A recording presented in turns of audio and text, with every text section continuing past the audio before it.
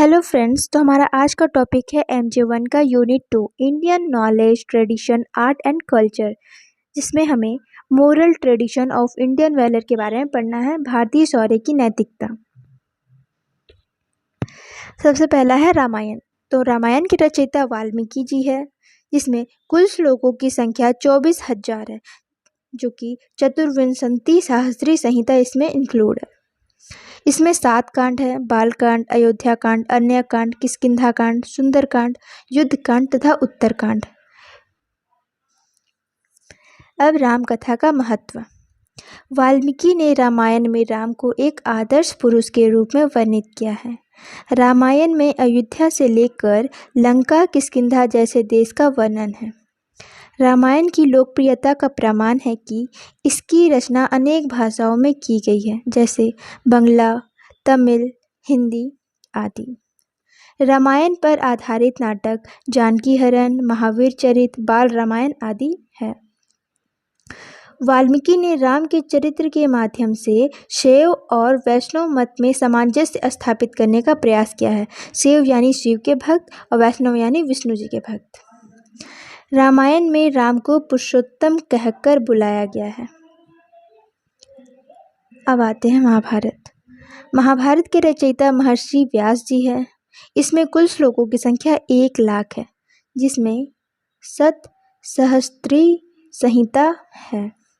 महाभारत का युद्ध 18 दिनों तक चला था, जो कौरवों और पांडवों के बीच में हुआ था। कुल पर्व 18। व्यास जी। तो व्यास जी का पूरा नाम है महर्षि कृष्ण देवपायन वेद व्यास। महाभारत के रचयिता है। इनके पिता का नाम महर्षि पराशर है, माता का नाम सत्यवती है। ये वेदों के संकलन करता है।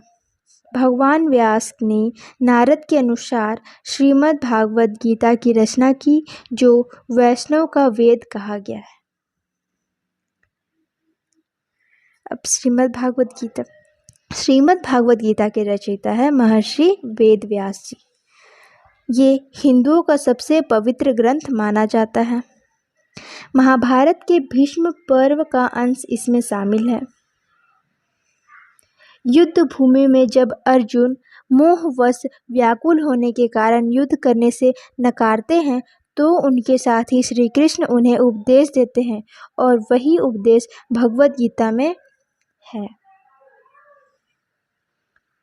अब इससे रिलेटेड कुछ क्वेश्चंस।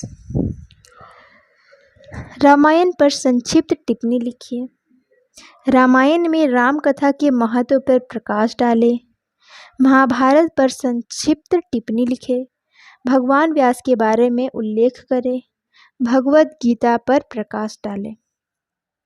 ये पीपीटी के माध्यम से ये सारा बुलेट्स पॉइंट्स नोट्स है, और अगर इसे इलुब्रेट करना है तो कृपया कमेंट करें। Thank you.